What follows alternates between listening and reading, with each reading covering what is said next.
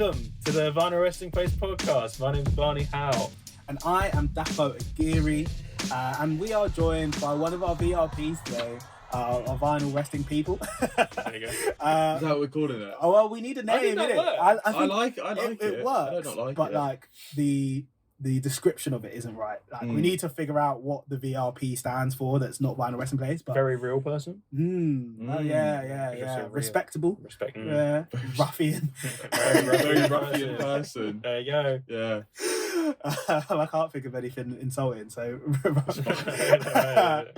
my friend of the podcast, Charles Ricketts, thanks for joining us That's again. all right, mate. guys. Thanks for having me. Thank you very much.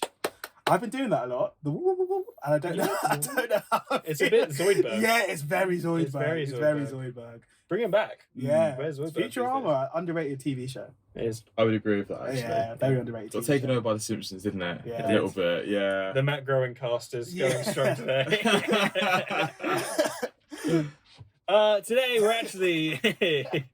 Today we're actually trying something a little bit different. This is a vinyl word.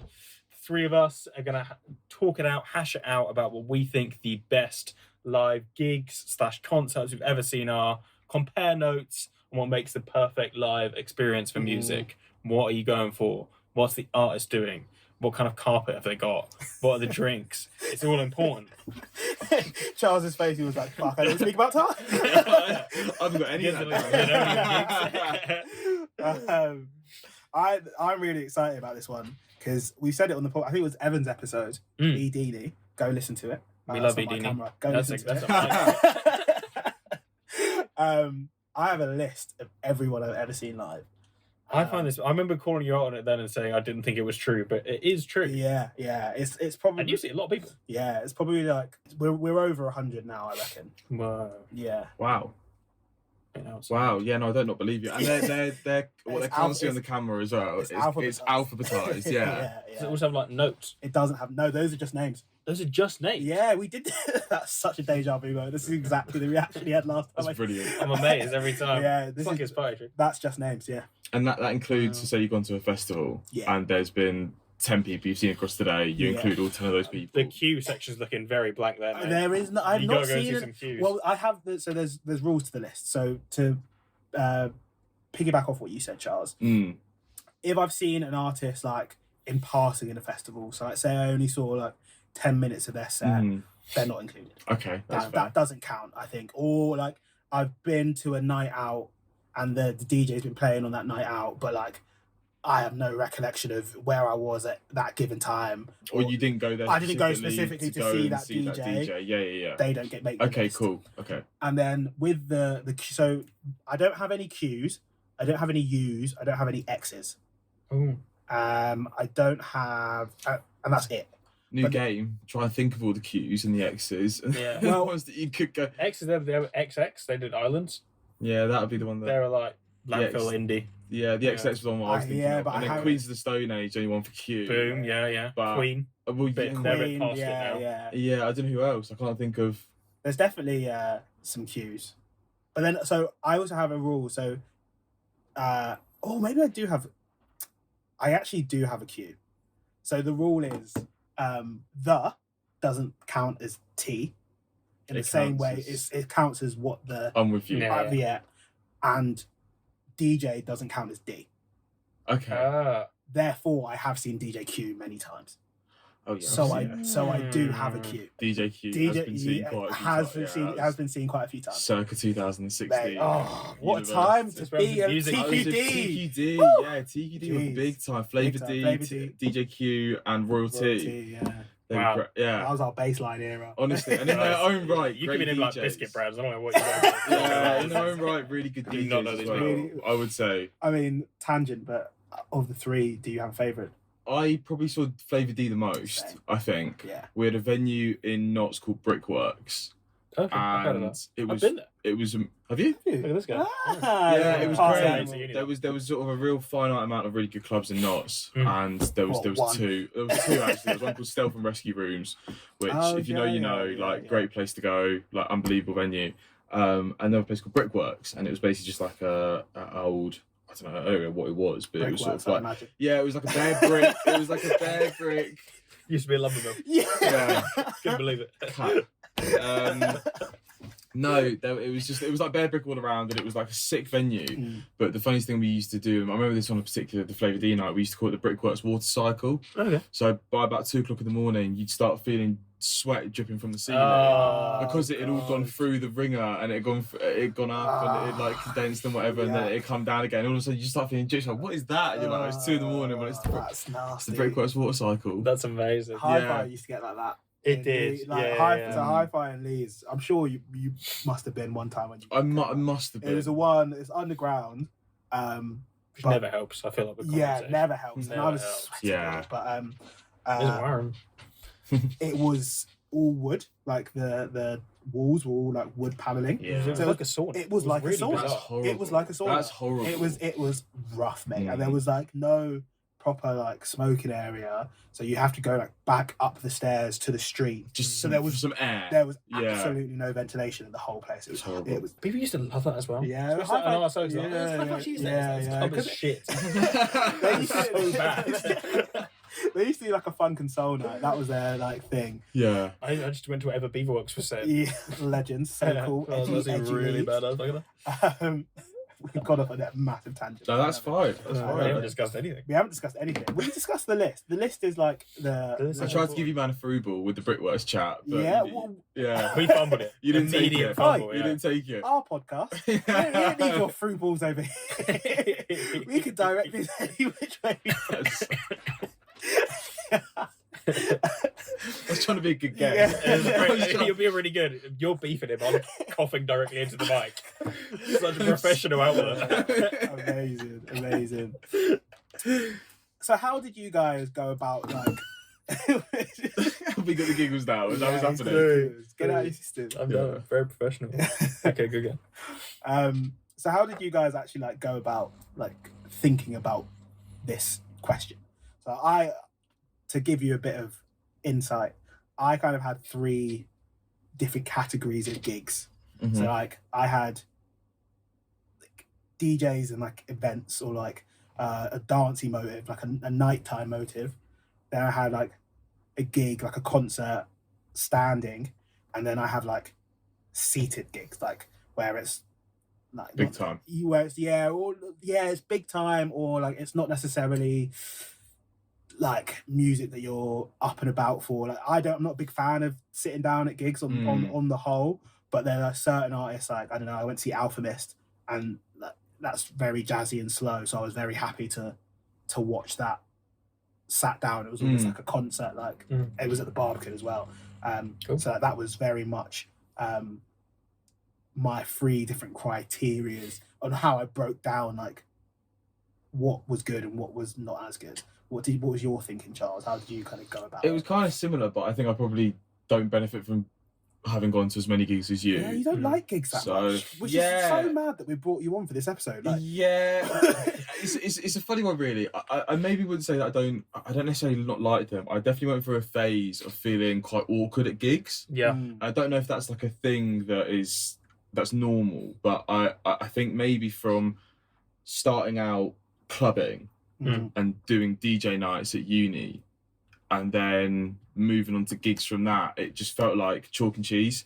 Yeah. It felt like 2 different worlds apart. And I felt like I probably trained myself so much to be in that mindset of going to a rave and getting your head down, it's dark and it's dingy and you can kind of be whoever you want to be and all of that sort of stuff. No, it's true that we laugh, but it's true. It's one of those nice things about going to like a DJ gig, I guess. But and then going from that to gigs, I always felt a bit, I don't know how to stand. I don't know do I sing along to all the words? Do I belt it out? Like it was all of those things that I think came with it. So I would say that I've definitely grown to love them a bit more than I probably did. But I definitely went through a phase of finding them a bit awkward. Yeah. I don't know why. Maybe that's just me. I get that. But I only get that over like by myself. Like that's a big like fear of mine is going. I'm trying to expose myself to doing things by myself more. But I find like I've done gigs by myself, and it's made me really self-aware of those little things that you spoke about, and I don't like that experience. Yeah. So I do get where you're coming from. But sometimes I like kind of zone out of it, and I'm like, ultimately, I'm just in a crowd of people standing up for 2 hours. Yeah. and like none of us move really. Maybe on the Yeah. big, some people jump up and down, but then it's like I'm looking at that guy jumping up and down. He looks a bit weird. That's the I don't want thing. to be like him. And then there's that train of thought sort of running through your head a little bit. I need to think a bit less sometimes. Yeah, I guess so. Yeah, maybe being a bit self-aware and stuff. But it's not to say that I haven't compiled a list, and there's ones that I have actually enjoyed. So your answer to what's your favourite gig? None. It's none of them. I didn't Do enjoy not go any to of gigs. them. They were a waste of time. I kind of did it similarly to what you said. I've been to a few in which there was, or I've been to one big one where it was a sit down. I've had a few that were standing. And I've got a particular DJ one that kind of stands out. I'd say on the whole, I've been to more DJ gigs than anything else, I'd say. But in particular, there was one that was like mega for me, and it was just like pretty cool. If you do say so yourself. Yeah, it was. No, it was. It definitely was. And I met my favourite DJ there as well. So did you? So, but I've kind of done it, and I've added a couple of festivals on there as well with a couple of artists that I remember seeing at those festivals. So, yeah, I came prepped, guys. What was your? I've gone similar to you with different. I agree with you. Like that, standing and seating gigs are very different. But I'm not really a DJ guy. Shocking to meet me and look at me. Not at all. So I had like a third category of like kind of unique or like more different experiences. Okay. Where I like may have been sitting up or standing down. Yeah. Okay. Perhaps I changed midway through. Okay. Or it was like a different kind of music that like I feel merited in its own category. So I have like standing, sitting, and then unique. Miscellaneous. Miscellaneous. Oh, what a word. I like that. So, I feel like DJ sets, festivals can fit within the miscellaneous. Yeah, they can, to be fair. Yeah, that's true. Should we start there? All right. Yeah? Start there? You tell me. Yes. You're a part of this, Charles. Okay, yeah, we'll start there. You're a VRP. You're no longer guest. You are now co-contributor. Okay, we'll start there. That sounds good. Shares, yeah. Shares. Equity, bro. Equity. Nice. You're part of the pod team as well, really. I am currently the pod I team. am the pod team. If you've seen our beautiful thumbnails on YouTube, they are by our lovely VRP. Don't open them up to the public. Matching man. Yeah. He's our VP of marketing. Thank you, guys. That's very kind. Very kind. Go on, Charles, as our guest. Give us your first couple miscellaneous or DJ sets that stand out to you. Yeah, I think the one that I sort of alluded to was when I saw CC Disco. So CC Disco, if you don't know, is a Melbourne-based, well, now she lives in Porto, or Lisbon, I think it is. Dive, love that. Well, I follow her on Instagram. So she's just... Does she follow you back? She's the best. No, she doesn't. But she's been my favourite DJ for a very, very long time. I like her sound. I like the fact that she is just pure disco. Yeah. And a lot of DJs caveat and say, no, we play disco and this and that. But she genuinely just plays like good vibes, good music. It's always a party when she's there as well. And she's always she just brings the energy. It's just, every time I see her, I'm never disappointed. But this particular time, I was in Sweden with my brother, maybe like 6-7 years ago, I think it was. And while we were there, this was sort of on the come up of when we started liking her. I think I'd just seen her in Nottingham for a £5 at Stealth. And we just seen that she just happened to be in town. And the best part about it, well, the reason why I like the gig so much was for two reasons. Number one, because I met her. So I sort of followed her out into the smoking area. I saw that she stalked her. Well, yeah, some would say that. I've got the picture, and it doesn't show that I did that. No context. Yeah, exactly. But I met her, and she was lovely, and that was like a really like big moment because it's like when you meet actually the person that you like the most. That's quite cool. But also the club was sick. It's called Underbron.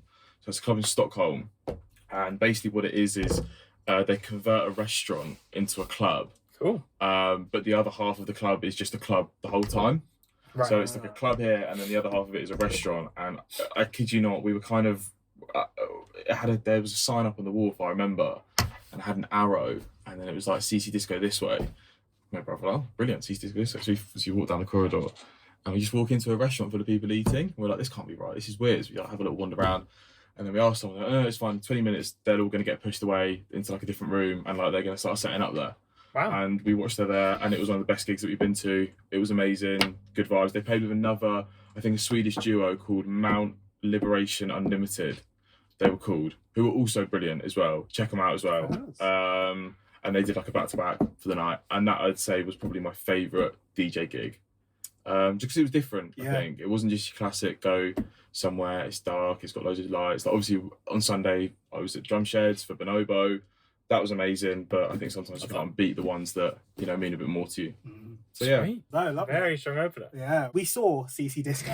Yeah. Too many C's. Too many C's. We saw CC Disco recently in Peckham, and I definitely I back what you say about it's just good vibes. Like I'm very much of the opinion that London clubbing sucks. Like it's just not. I'm right there with you. It's just not fun anymore. No. And maybe that's just because we're past it, or maybe it's just like we never had it, right?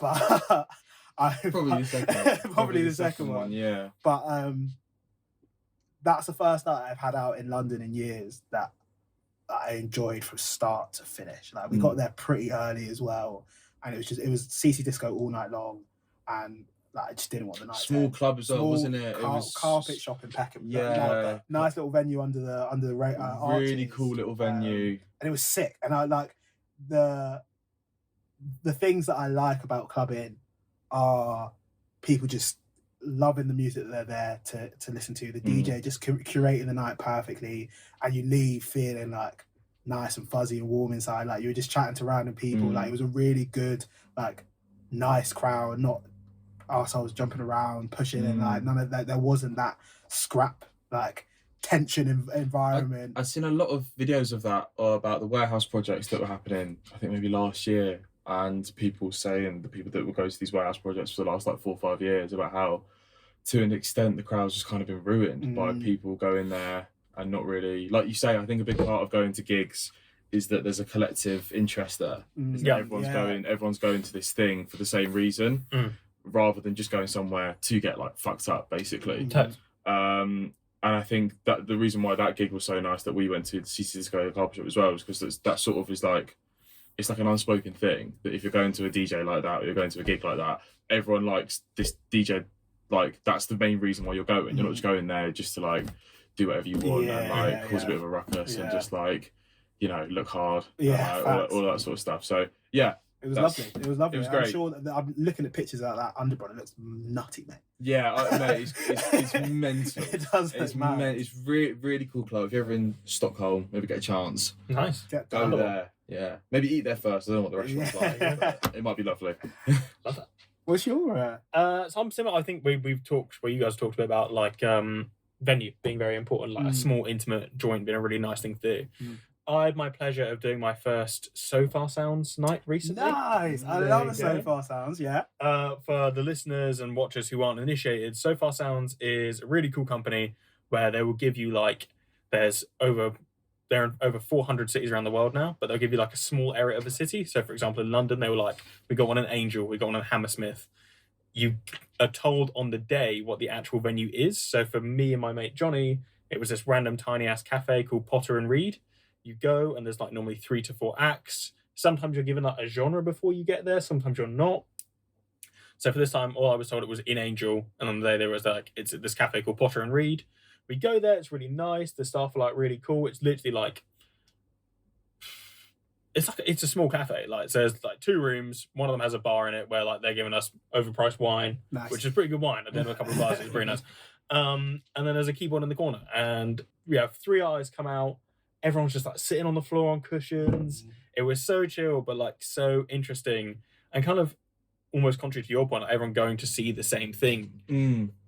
People were kind of united by their anticipation of what was going to come out on the stage. And we had 2 like female singer-songwriters who played a bit of piano, played a bit of guitar. Then the last act of the evening was this amazing poet. And I was like, oh, great. Poet. Banging.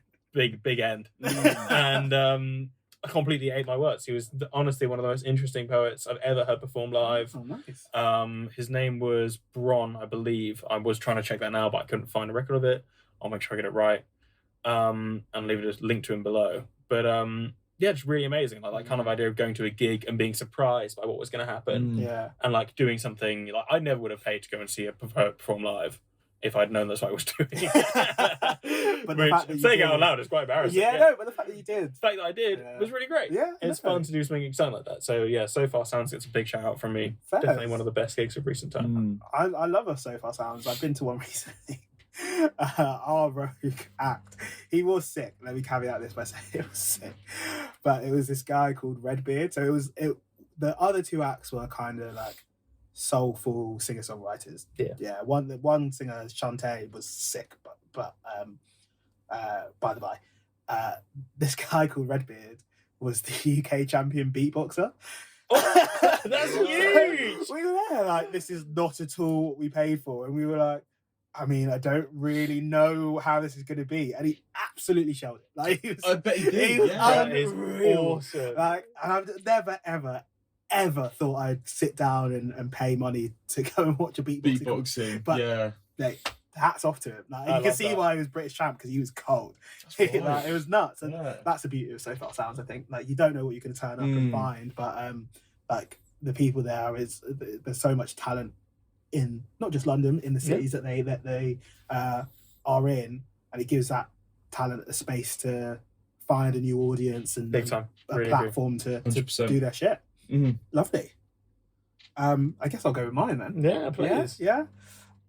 It's funny you mentioned my my DJ act, Bonobo. Oh, really? Mm. So I'm a big Bonobo fan. You are? Big Bonobo fan, and I've seen him about 5 times now. He's joint top of my artist scene rankings. So Chance Rapper's 5, Bonobo's 5. You've seen Chance 5 times? Yeah, only at festivals as I was well. going to say he hasn't toured for about 10 years. Yeah, he hasn't been good for about 4. No one else has seen us that many times and not like them. No, there's. I saw him Fucking chances here. the real that you This- yeah, Maybe the this 6th is- time it'll be better. There was This is really funny. There was so unfortunately he's just filed for divorce from his wife. Oh, chance. And this guy called Fentified Chicken, I think, on TikTok. He did the TikTok. He was like, "Oh no, Chance is getting divorced. Maybe you'll take a step back from your faith and do a ton of acid and work with your friends, Absol and Action Bronson." Like, I mean, yeah. So funny. But yeah, Bonobo is probably one of my top 5 artists. That period. And I mean, we spoke about it on the podcast before. Yeah, but it was your original vinyl. my original vinyl, the rest of the place was Black Sands. And, Right. like, it was the first vinyl I ever bought. Yeah, And I bought that's it. a good vinyl. Yeah, great vinyl. Bought it over lockdown, listened to it every day for like Mm. 2 months straight, and I was like, "There's got to be something that like other people feel this emotion. Other people." I think he was a point of difference, wasn't he? When like DJs were coming up, I think he kind of was. I think a lot Yeah. of people, DJs, were sort of sounding. Sorry to interrupt, but like I think a lot of DJs were sounding pretty not similar, but around that sort of 2015, 16 mark, where like I don't think DJing had really hit, Yeah. especially our mainstream anyway, of like being Yeah. at uni and like Yeah, probably for other people it was, but for us guys, I don't think it really was. And I think Bonobo was one of those first ones that he released that album, Yeah. and then that kind of came through, and everyone was Yeah. like, "Oh, Big time. actually, this is pretty hard." It's pretty, and I Yeah. think he takes things from a very different angle. Like you look at people now, like comparisons, kind of like Barry Can't Swim, for example. Oh, Unbelievable! amazing producer he is. Unbelievable! what an producer. amazing producer! Yeah. But, like, what the way Shout out Barry Can't Shout Swim. out Barry Shout Can't out. A warranted shout. Yeah. Shout out Barry, that guy. Oh, but we don't have a Barry Can't Swim Yeah. without Bonobo. Like taking like just random sound bites and random like influences from South American music and African music and like incorporating that into dance music in the UK scene didn't necessarily happen. Like Black Sands came out in 2010.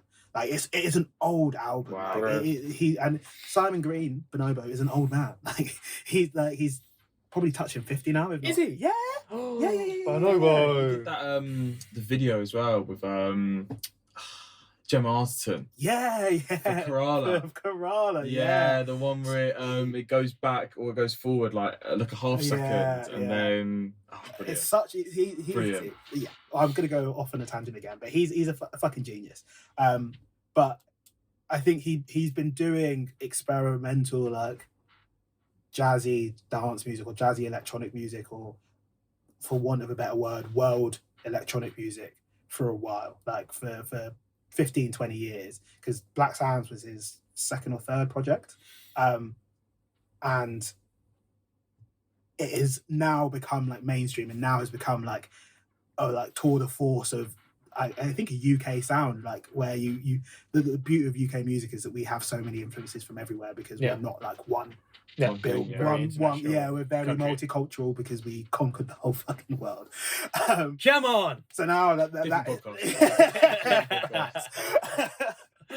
but without Bonobo like pioneering that sort of sound, like the some of the, even like to an extent like the Fred Agains that we love now, being able to draw on like so many different angles don't exist. But speak on gigs. There's two that stand out in my mind as like times where I just want to go back to, like I get shivers thinking about it. First one, he did I think 4 nights at the Royal Albert Hall, and I went with a few of our mates, and I mean, it might be one of the best nights of my life. Like just in terms of hearing the quality, the acoustics in that room are crazy. Oh yeah, and like the stature and like grandeur of the venue itself gets you. We got in there really late, and we were sprinting in, and we got there, and everyone took a step, and we were like, oh, mad! Like I've never been on the seat floor of the Royal Albert Hall. I've never been on the floor either. And like it's so beautiful. It's stunning. And there was a big disco ball up in the ceiling, and as Bonobo does, the light showing was incredible. But like the combination of setting and the like ethereal music, and like there's a joke that we had from the people that went. One of our mates spent like 20 minutes being sunny. He said 20 minutes being like, it's so euphoric. It's so euphoric. And it was funny, and we laughed, and he was being a bit of a nut, but that's brilliant. It is so euphoric. Like I felt so happy at the time, and it's something that I look back on like super fondly. Like it felt like an experience that like I'm not really gonna have again. Like how many times you get to see your favorite artist put on an unbelievable show at one of the most prestigious venues in the country? Like never.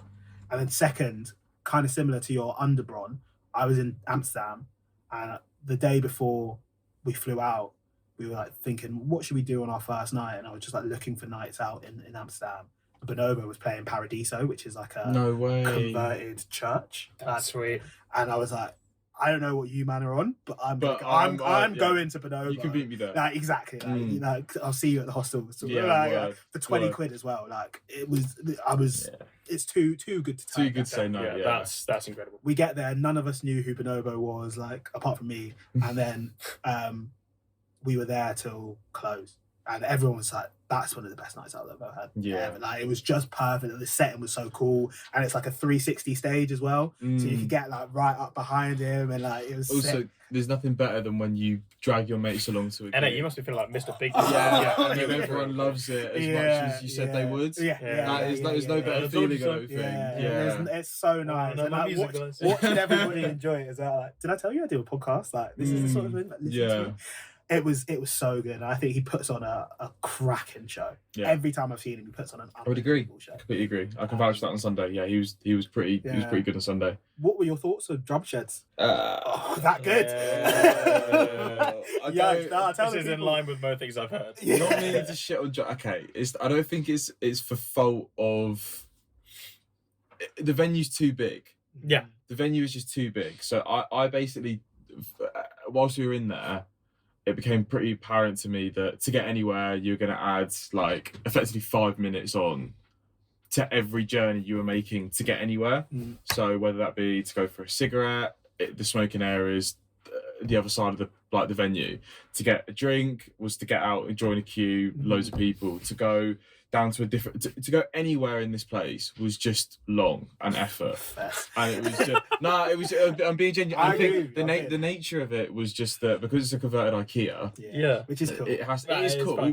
And the whole space is sick. Like I've got videos of being in there, and the main room, I can't comprehend the scale of that main room. I think it was like room X or something, and it was just like, it was incredible. So like in that sense it was great, but logistically, and also as well, you probably don't know this about our friends. Our friends are idiots, right? So our friends, like we don't have that thing of like coordination. We're quite, especially sort of at that probably stage in the day. Don't incriminate yourself. Yeah, no, I won't. At that stage of the day, we had a bit too much to drink. So I just think that I just think that it made that even harder. Yes.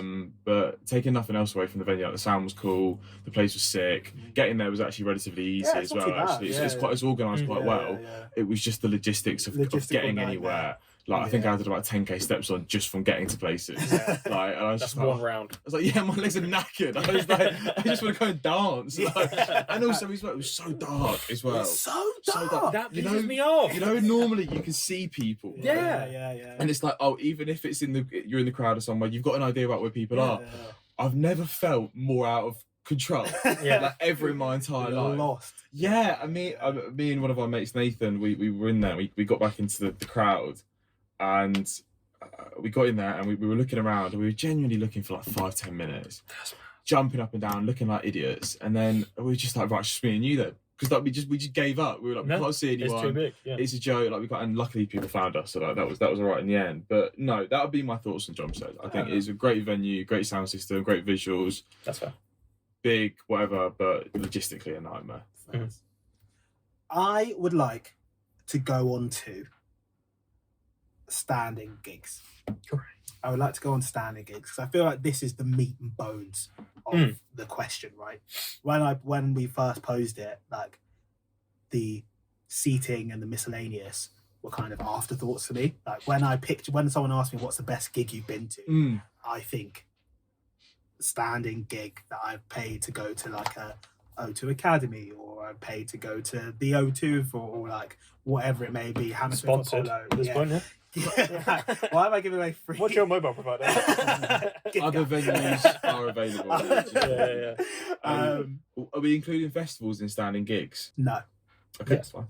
Yes. No. I went. Yes. Great news. Oh yeah. I think festivals are there. No, that's fine. We can do that. Yeah. I reckon festivals we might even have its own thing. Yeah, because I've got quite a few festies. Yeah. So standing gig. Let's start with Mr. Barney Howe. Oh my gosh. So I thought about this one quite a lot because if I'm going to a gig, normally it is in one of the O2s, something like that. So you normally have the option of standing or sitting. And if I can stand, I'm standing. That's kind of the general baseline level I go to. But one of the most like exciting and fun standing gigs I ever had was like way back in the day in Leeds in 2018. So I went as like, I had a couple of mates at the time called Ims and Emily, and they had tickets to go to this gig, and Emily was ill in the end, she couldn't go, so I went with my friend Ims, and it was to see Waves. I don't remember Waves. They were like a indie rock band. You mean Circle Waves? Circle Waves? No, I mean Waves. Oh. No. Yeah, they're not a big band. I was in the same wavelength as you. I remember Circle Waves, they were great. We need to It's got two Vs. Two Vs? Yeah, because they're cool as fuck. Waves. Get out of my brain. No, I've never heard of this band. They had a song on the GTA 5 soundtrack. Did they? Wait, okay. Genuinely, that was like their claim to fame. It's like they're a small band. Look at it being such a company band. Rockstar Games. Anyway, so we went to go and see Waves, who no one knows the other, a very small band, but like it was in the top floor of this venue called Brudenell Social Club, which Dapo will remember. Yes. And it is a small room, and it was hot, and it was like we were talking about earlier, condensation from the ceiling kind of room. And it was my first time going, I was like, 19, nearly 20, going to like a proper rock gig for a rock band. And people were fucking mental. Like, the band was on the stage. Someone was stage diving, like just going up from the crowd and jumping off the stage maybe every 2 minutes. Jesus Christ. People were getting beaten up at the front. People were like making out at the back. People got escorted out. It was the first gig I went to. It was 99 vibes. Yeah, it was like there is genuine peril at this gig. And like the music, there is a level of rock when it's live that it's like it doesn't really matter what they're doing. It's just really loud and fast paced, and like that's kind of so fun in itself. Like I couldn't tell you any of their song names, but I had a great time at that gig. And like I did a stage dive myself. I got dropped like No, you didn't. yeah. Oh, I wish I had footage of that. It was great. I got dropped like from like the height of hands onto the floor, and like winded myself so badly I had to like lie on the floor at the back of the gig for 5 minutes. Next to all the people that were making out. Yeah, literally. So using you as a seat. It was like the last days of Rome. It was incredible. And it was the first time I'd been to a gig where I was like, oh, this is how it could be. Because like most gigs before, like, I go with like my family or like my mates to some indie pop stuff. And it really opened my eyes to that level of music. And ever since then, I've never been to a gig that's captured that sense of insanity since. But yeah, really enjoyed that as a standing gig experience. It was amazing. Yeah, really so strong. Mate, I'm not sure if I can compete. That's really good. Shout out Waves. Shout out Waves. Shout out Waves. I will be going on to GTA and driving around until I hear I'm that also tune. trying to find live footage of that gig. Yeah, just just to to hopefully see a stage on you. Barney just hit the floor. Really Booth's not big as well. Like that. It was not big. Yeah, And that it must was have gone. packed. Yeah, that must have gone. Oh, fucking hell. Go on then, see Rico. Oh yeah, can't follow that. Struggle. Yeah, Why don't you go there? Yeah, set me up for failure. Oh, no. Yeah, terrible. That's awful. So I had a couple down. Go on. For one, but no. Yeah, no, I know. I do have one. Such an aggressive podcast. Yeah, you know, this is why we don't have him on often because it gets nasty. Not from me. It's because you've got a reputation to uphold. I don't give a fuck anymore. Yeah, that's so true. I had a couple that I jotted down, but I think the one that stands out for the ones that I have written down was I went to go and see Tame Impala at Ali Pali. Oh, this is something very good. 2015, before they were big, before they blew up. They threw me off, bro. So I'd been to Ali Pali, I think maybe the year before prior to watch Cage Elephant and Foals. It was Cage Elephant supporting Foals. That's a good duo. It was great. It was sort of around. Hands up. I think Foals suck, but What? Are you mad? So What? They're not so mid. That's a bad take. It's my take. Me and my mate Raz have this big argument because she loves Foals. I think that's so. Foals My are number. Foals are brilliant. It's My so number good. is genuinely one of the best like indie rock songs like ever made. My two indie rock like big icks are Foals and Noah and the Whale. Oh, I love them both. Yeah, I know you do. I love them Yeah, both. it's not for me, but sorry, continue. I didn't. 5 years time. LIFEG. That's such a bad song, bitchy. mate. Oh, so bad. So yeah, no, so I've been there before, and then Tame Impala came around. It was sort of upper sixth. Sorry, maybe low sixth. I might have been like what 16, 17, I reckon. Nice. Yeah. I think it speaks for itself. I think Tame Impala. I think now they do it. Now they do anyway because of the shows they put on, the music they produce. He produces. I didn't want to be. I really didn't want to be that guy. It is he. Tame Impala's just one man. I made that mistake all the time. Yeah. And my brother, I remember it was like a few years ago. He's like classical older brother syndrome. He like holds no bars when trying to correct me about things, and he was like, "It's actually one person." And I was like, "Yep, sorry." Kevin Parker. That's the guy. Yeah, Kevin Parker. He's just amazing. He's brilliant, and I think everything at one point in time, everything he touched sort of turned to gold. And it was sort of around that time where he just released the album. Oh my god, I've forgotten the name. Lonerism. That's the one. It had Why Won't They Talk to Me? It had Elephant. It had Feels Like We Only Go Backwards. It had like a really good. I think at the time as well we talk about Bonobo. Yeah. And having like a sound that felt different. Tame Impala really hit that marker for me. I think I heard Elephant first, and then I heard Feels Like We Only Go Backwards next. Yeah. And I was shocked. I was like, how can this be the same band? Yeah. This is like It a wasn't really just one guy. yeah. Sorry, that's so true. That's so true. No, but the band plays it. Yeah, I used to think Panic at the Disco is a band, even though it's just Brendan Urie. Is it really? Yeah. That's news to me, actually. Is it I really? thought this was also common knowledge. No, I thought Panic at the Disco was No, Panic's just one day. guy. really. It's Brendan Urie. That's it. Wow. No way. Yeah. Sorry. Wow, and that's still terrible. Oh. Yeah. Sorry. So yeah, and I think without stringing out the point too long, I think they just had a sound. They had like a thing that was just amazing, and the music speaks for itself. The gig itself was just good vibes, everyone there for a good time. Ali Pali at the time, how they managed to fill out Ali Pali It's crazy. or how he managed to fill out Ali Pali when he was they were relatively big, but not as like big that, as they are now. Household name these days. Yeah, Very I would much say so. Very much so. I would Yeah. 100%. I think in terms of like you talk about critically acclaimed, I think they come to the top of a lot of people's lists of like rock bands that are probably or rock artists that's like critically acclaimed. And I think as well, like who he's worked with as well. I was just gonna say that. Yeah, I was just about. Yeah, sorry. You No, you go. No, it's fine. No, You've probably but- got the list up there. I can't remember all of them. He does. The man in the chair. Yeah, well, I don't have that. I was just looking for kind of producer credits and people that he's worked with, but like across genres, worked with Kendrick, worked with Pharrell, worked with The Weeknd, worked with Daft Punk. Miguel. Rihanna covered one of their songs as well, "Cause I'm a Man." I think it was. Yeah. It's. Or was it "Cause I'm a Man"? No, it might not have been that one, but she covered one of their tunes as well. Like, just has his fingerprints on a lot of things. 100%. I think Ali Pali is a big tester as a venue as well, because it's so big, but then it's not the O2, right? It doesn't have that same shit I'm selling out the O2. Like it's probably I would say tier 2 of like UK venues. I would say so as well, actually. But I think it comes into that bracket of like an O2 Academy Brixton. you kind, but something like that, but probably a bit bigger. But it's so big. That's the thing. So like you can get onto it as an artist. Like you can be booked for Ali Pali, but whether you can actually fill out Ali Pali 1 and then 2, like make your music carry in Ali Pali is really difficult. Like an example, Masego played Ali Pali recently. Really? Yeah, which is crazy. I think like props to him to get into that stage.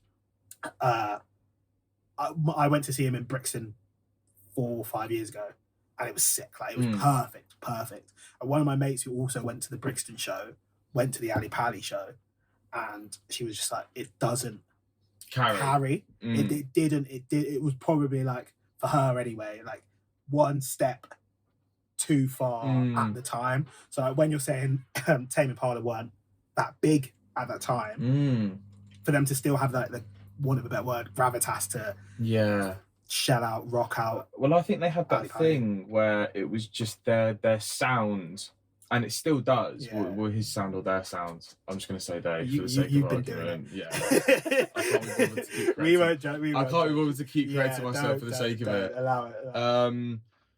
One of the things that he does really, really well is that the music carries, and I think actually for someone who has such a soft, it's not, I guess, soulful. It's a very soft, quiet. If you've ever heard him speak as well, like it's very similar. And actually, at that time, you have to rely on the music, and you have to rely on the music in a venue like such as Ali Pali. And I think the light show was amazing, and the visuals and everything was great. But it's the music that stands true, and that's the reason why people enjoy things so much. I think the trajectory that he went on since then is just up and up and up and up and up, and you can exactly see why. You know, I look at them as someone like you could see them like headlining like a Glastonbury. Yeah, 100%. Like you just could, and it would be sick. You just could, because now he's got the discography behind him. Yeah. Tame Impala at Gasto. I don't remember. It was a festival. You know how they show some festivals on BBC or I can't remember what it was, but they were playing at the same time as someone. I think it might have been at Glastonbury, and I think they were playing at the same time as a headliner. And I found myself flicking over from the headline to watch the Tame Impala because it was just amazing. Yeah. And they'd had the whole crowd there, and the crowd was almost as big as what the headliner was. And I've forgotten who it was and what year it was. But I'll speak highly of him and them until the cows come home because they're just brilliant. Yeah. Really? Love that. Very good answer. Thank you. Mr. Agiri? Yes. So I think I'm a bit more on Charles's wavelength, where it was like I boiled it down to a gig where I found myself just like stood a little bit in awe of like the artistry going on in front of me. Whereas yours was like experience and like just nuttiness. I have had I'm showing my I'm going to show my Caucasianness, my caucasity for a little second. Please. I went to a gig a band called Mallory Knox that I used to absolutely. Mallory. Yeah, I saw them twice in school. Blast from the past. Yeah, that. yeah. It's like Enter Shikari. Enter Shikari, Don Yeah. Broco time. Yeah, Don yeah. Broco. That era. Okay. Of, like, I don't know, like punky UK rock. Yeah, Let's go. Yeah, I miss me That was crazy. Like that, I was only probably 14 at the time. First like few standing gigs I've ever been to. Yeah. Feared for my life. O2 Academy Islington. I was like, I'm not built for this mosh pit life. No. I'm not. It's just not for me. But shout out Mallory Knox. Their first album was sick. I can't even remember what it's called, but that stuck with me. But, my best gig ever is standing gig. Oh, okay. Yeah, standing gig. Okay. Is Hiatus Coyote. Ooh. At Brixton Academy.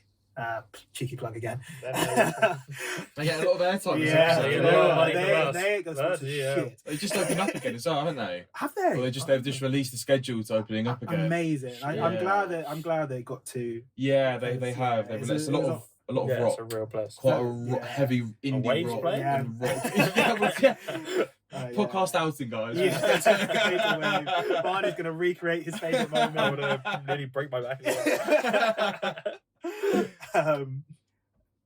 For me, like, I've loved Hiatus Coyote since Choose Your Weapon came out way back when, and I actually have a new appreciation for their most recent album as well with Red Room, and I think as I've gotten older, I've been really like immersed in jazzy artists who just do whatever the fuck they want, and their lead singer Napalm, I think, is just the best singer I've ever heard live. Like, So that- great name for a lead singer. great name for a lead You singer. really need a yeah. good Very lead cool. singer name. Um, Napalm is great. And I remember I was stood there. It was one of the first gigs that I like tried to go to by myself, and Hannah joined me eventually. But I just didn't really care about what was going on around me. Like, I was just so locked in to just the artistry on stage. Like, the band were killing it, but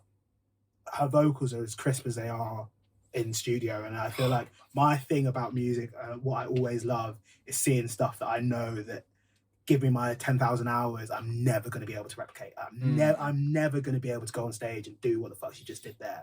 And she was just like otherworldly. And I was probably just like a little moron, stood in the corner, just like mouth open, just not engaging with the world. But it really stuck with me. I haven't heard of her, and that's my ignorance. So what sort of music does she, They're like jazzy pop. or do they? So it's kind of like jazzy pop. It's We're going to call it He They. That's the name of this podcast. That's what it's going to be called. Are they a band that we should play a game? Are they a band, Are they a or is band, it- or is it one person? That's great content. I thought it'd be funny. That's a really good idea. Yeah, I'm sorry. That's It's a great. it's actually a really good idea that we've just stumbled upon. Yeah, Guys, you're welcome. Yeah, we used to. That's why I'm the prod team. Like jazzy pop. Cool. Or poppy jazz is actually, because they're a jazz band, but they kind of have a lot of R&B and soul influences that makes it a little bit more accessible to them. But all of their albums, like, they have a song called Jekyll on Choose Your Weapon, which is pretty out there. But then they have other songs like Fingerprints, which is like almost like a neo soul tune. Like They cover everything. They're so versatile. Very eclectic, very versatile. Really talented. Try and do as they feel at any given time. They're not like bound by the restrictions of genre and the restrictions of like what their fan base are expecting of them. They just release the music that they want. Funny enough, they went on a hiatus before the Brixton show, because they just dropped their second album, or their most recent album. I don't know if it was their second, but the one after, what is it called? I'm going to find that out because it's bugging me. Mood Valiant, and yeah, it is their second album. So they dropped Choose Your Weapon in 2015, and like really highly rated, critical acclaim. Disappeared for 6 years. Jack Garrett vibes. Jack Garrett vibes. Disappeared. dropped New Valiant with no promo. They just dropped the first single, Red Room, and everyone was like, "Oh my god, they're back!" And then the second album pretty much lived up to expectations. So like, I think you'd like them. I would definitely recommend going to give them a listen. They also had a really good support, which I liked. Always helps. Band called the Cavemen, who are a Nigerian like high life jazz band, who are now like really high up. They're across the track this year. Great! One of the best drummers I've ever seen live. Wow. And he's doing like stupid high notes while he's drumming, which is crazy. So the Cavemen also give a shout out. A drummer who sings, that's cool. It is cool. It is cool. Raw Blood. Yes. Raw Blood. They're two-piece rock band, aren't they? Yeah. And they have a drummer. People in Raw Blood. Yeah. And then Foo Fighters. Dave Grohl. Yeah. Singing drummer, very cool. Yeah. No, I'm now trying to think of Just thinking, you're right. the singing. It's a really John the good Arctic combo. Monkey sings as well. I've forgotten what his name is, but he does a lot of the melodies. Do we count Anderson .Paak? Yes. Yeah. He's a drummer who sings. Yeah, but does he drum and sing? Yeah. He do be drumming. You know, Fred Normally I see again's him got a new doing tune all- out of Anderson .Paak. Yeah, I have seen that. Yeah, I saw the little clips on How TikTok. do you Can't like wait for it? the little goons to go and like pick that one up. Charles said the most crazy thing to me. All one the time. losers. I actually wasn't going to bring this up, but That's fine. You do it. Charles said to me that Fred again is the worst thing that's ever happened to music. That's bold. There's a lot of things happen to music. Crazy. Yeah, I mean, slightly out of context. I wouldn't say. Also, this is going on. Yeah. And all these little fan people start seeing this. I'm one of them. Yeah, I know you are. You're little, Wow, little fan person. Rude. No, I think, as I said, take nothing away. This is a big caveat, obviously, but take nothing away from you the backtrack. musical stuff that he does. Like Right. he's brilliant, very talented. It's just that like commercialization aspect of it that I just This really. is exactly why I don't like Beyonce. Yeah. It's just a bit like. Apparently not. No, I do.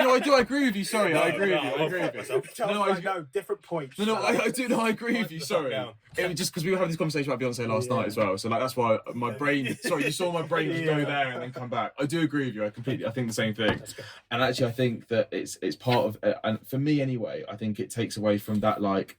I guess excitement and like maybe like the artistry to an extent. I think he's very talented and he's extremely good at what he does, and his marketing is second to none, and it's crazy. And the music that he does, it's not for me. I don't listen to his music on a day-to-day basis, but a lot of people do and they love it. Okay, that's calm.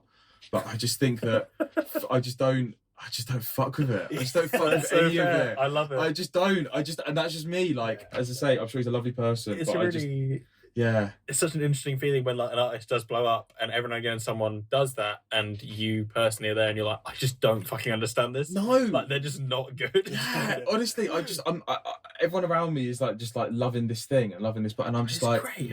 it's just EDM. Yeah. And I don't like EDM. Like I just don't like. I just don't like. No, I know it's not just EDM. Sorry, I know it's not just EDM. I know it's not. Sorry, I'm talking about it from the point of view of someone that's already thought this. I think it's fun. Yeah, that's just my thing. Similar thing with Beyonce though as well. I completely agree. We were talking about this last night, and we were just saying that we how complain about this quite a lot. We complain about. We haven't seen each other in a month. Yeah, it was the first thing that we complained said. about Beyonce. Yeah. I just think cottoning on to the country trend that's already been big in America for the last 3 years. There's been a lot of artists in America that have been championing country music and doing big things in country music in America for a very, very long time. Goes back as Carrie Underwood if you want. Like genuinely you can do if you like, because it's been mainstream there for a very long time. And I genuinely think that she's doing this thing where she's just sort of picking up on the trend and she's Beyonce, and so she can do it.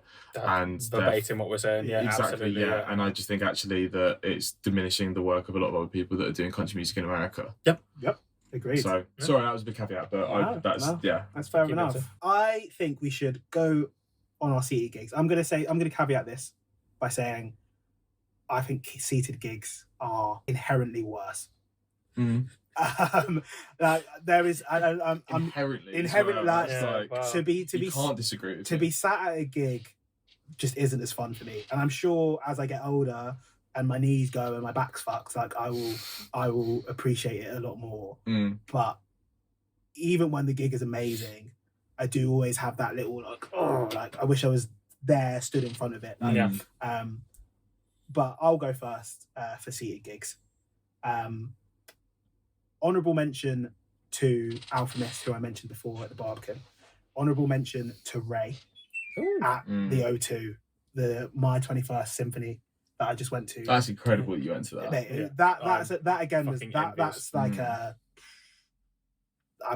you have to be might there. have Moment. brought it up to me. I thought that could have been Yeah. like the one. If I was stood, maybe it You spent been... too much time sat down. Yeah, do you know what I mean? At the O2, like, yeah, people like we ended up standing for like, especially like when Escapism came on, and she did Prada as well, and the symphony orchestra sound quality was unbelievable. They are great. Oh, it's like nothing I've ever really heard before or been like at. Like the only thing I can describe it or like liken it to is when I used to do operas and like that depth of sound. When you used to be in the subway adverts. Yeah, I used to be in the subway adverts. Shout out Simon Cowell. Psycho Music of the Trinity Boys Choir. Yeah, we did some big things. Yeah. We did some big things. We worked. Florence and the Machine, No Light, No Light. Yeah. That's the Trinity Choir in that song. Yeah. Wow. In the video, and they do the you harmony were on That's the after my time. Okay. in the chorus. Yeah. After my time. And then we also did a cover of Bohemian Rhapsody as well. When you say we, As in like the school that we went to. Yeah. he never sang a day in his life. Really? I actually was part of it in year 7. I got asked to audition and they said that I was hitting all the notes and I turned up to choir practice. You and see- stuff. Not in the right order.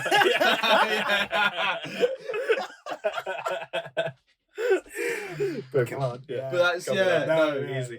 yeah. But that's the sort of like wow factor of the orchestra. But I did have that little like twinge of I wish I was down there with everybody like Yeah. in the main arena. And the O2 when you're seated does feel very far away. Yeah. My favorite seated is very rogue. It's very, very rogue, but it's so worth a mention. Again, I was at the Barbican. I'm a fan of this trumpeter called Ibrahim Malouf. Okay.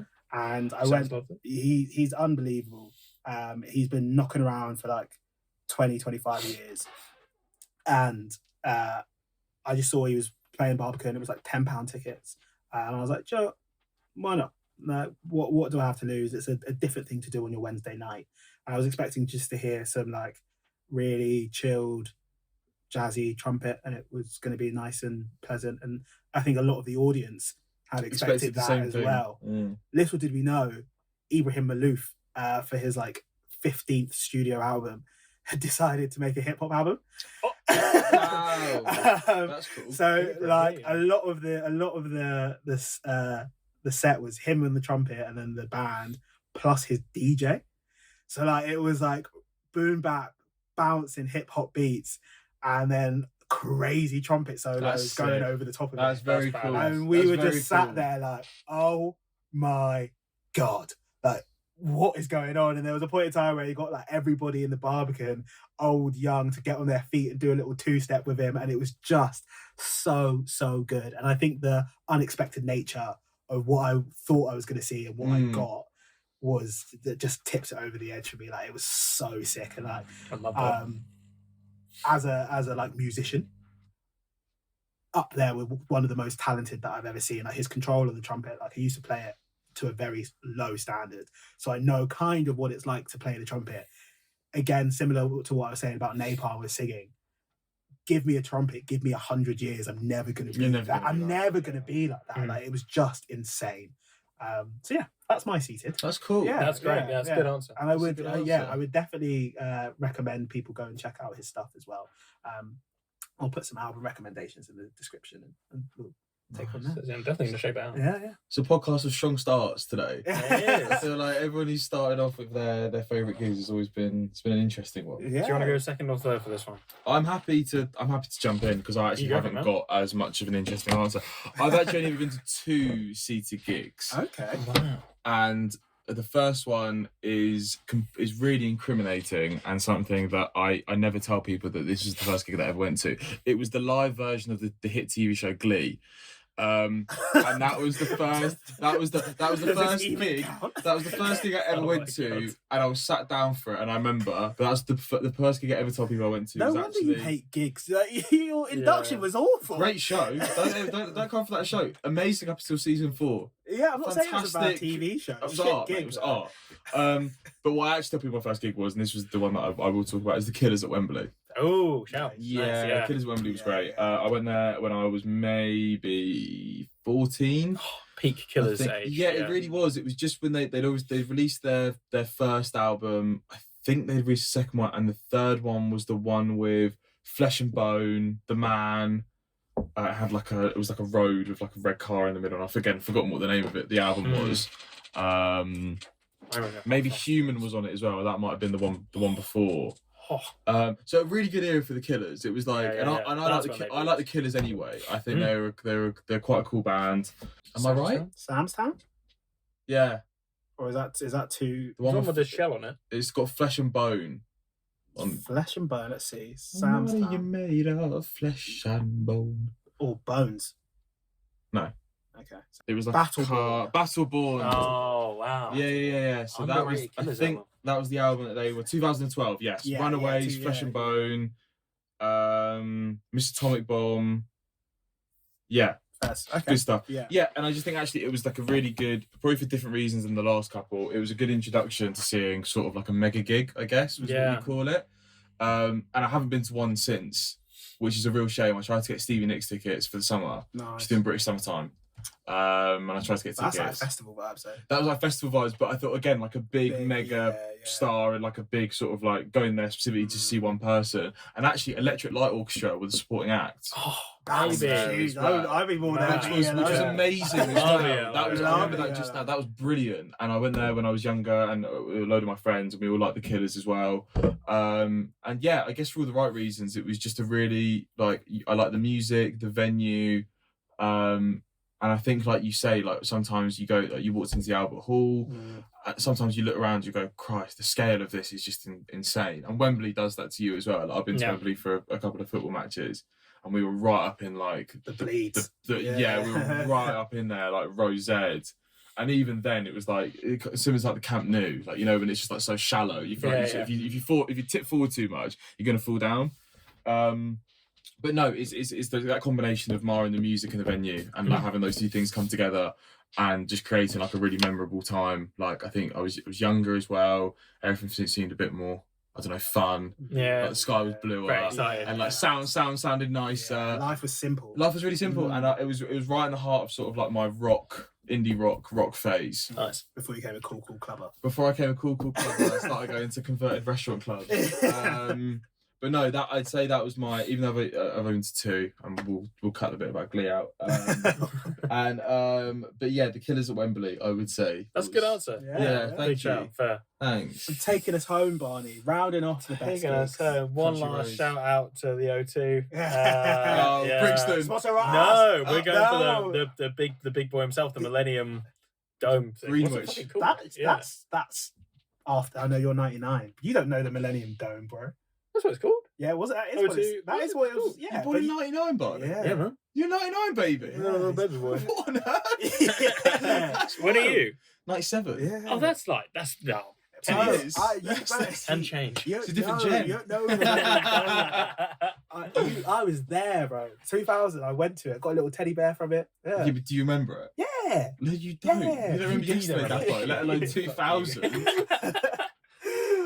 Anyway, it's interesting we're talking about childhood because that's a big part of my answer. Segue. There you go. Love it. You need like a little ding.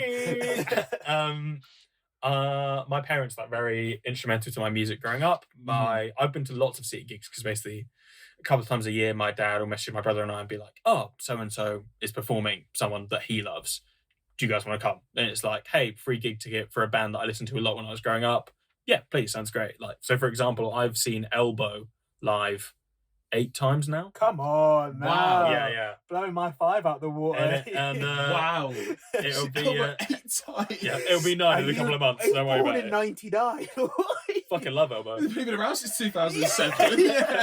Every single tour I've been to. Wow. Brilliant. I have their t-shirts and stuff and everything. That's brilliant. But one of the big ones that we listened to a lot growing up, there was an artist called David Gray. Beautiful. I'm glad you know because I feel I know Babylon. That's what I know. Banger, great song. Yeah, that was his big number. And there was an album he came out in '99, the year of my birth, famously, called White Ladder, and it was very good album at the time, kind of like pop rock indie, just really good vocal vibe. and he decided to do a 20th anniversary tour of it. At the O2 was one of the gigs. It was happened in the COVID year, so it got cancelled, delayed, and eventually in 2022, me, my brother, and my dad went, and we had seated tickets, but on like the floor of the O2. So we were actually quite close to the front. It's one of those things like I've never really been to a seated gig where I've sat down the whole time. Yeah. Like inevitably, like 3 songs in, I'm just gonna stand up, but the people behind me can do one. I think it's the general vibe I bring to the gig, which is very aggressive. Yeah, pretty selfish. We're here to hear. Yeah. To sit with you, listen. But kind of weirdly going off what you were saying about Napalm, he's one of the artists where he is note perfect to what he does on the album. Like, and this dude is like 60 years old now, and he is hitting all these high notes. He does the riffs like note for note that he does on each track. Wow. Live. It was amazing to see him and to be there with like my dad and my brother, who 20 years ago in the car singing along to the same songs. To do that in person was really, really lovely. And then to like caveat, like the cherry on top is he ended the gig. He done like the whole album and a few other of his like big hits. Like he did Babylon, of course, a few other ones. And then as like a little treat for the encore, he came out and did like 3 David Bowie songs. Oh wow! And he's like he's one of my top 5 artists of all time, easily. Bowie. Yeah. And he came out and he like ended the whole set by doing like Life on Mars. Oh, Wow. And it was just, for me, it was like, oh my god, David Gray is doing David Bowie. That's cool. That's I like really with the cool. O2, and it was like, he was way better than I thought it was going to be. The vibe was electric. I was like maybe one of the youngest people in that room even, but all like the 50 and 60-year-olds like all up on their feet, like having a boogie.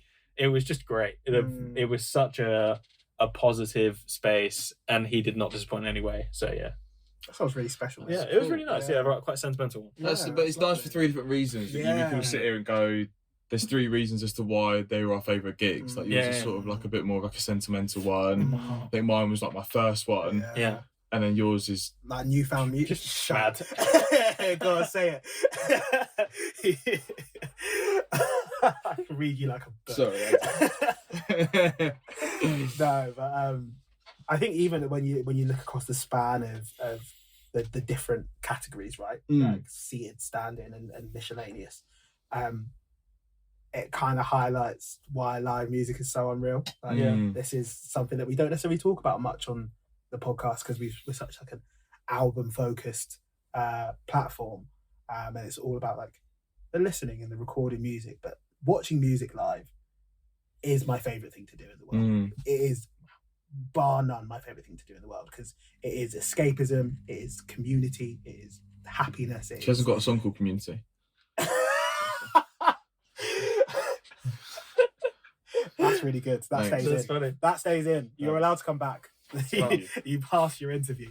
That's really good. I hate you. Sorry. I was really like. I in know, a flow. sorry. I'm Really sorry. big- I'm actually really Jay, I'm actually really You I ruined really fucked that up. I'm so sorry.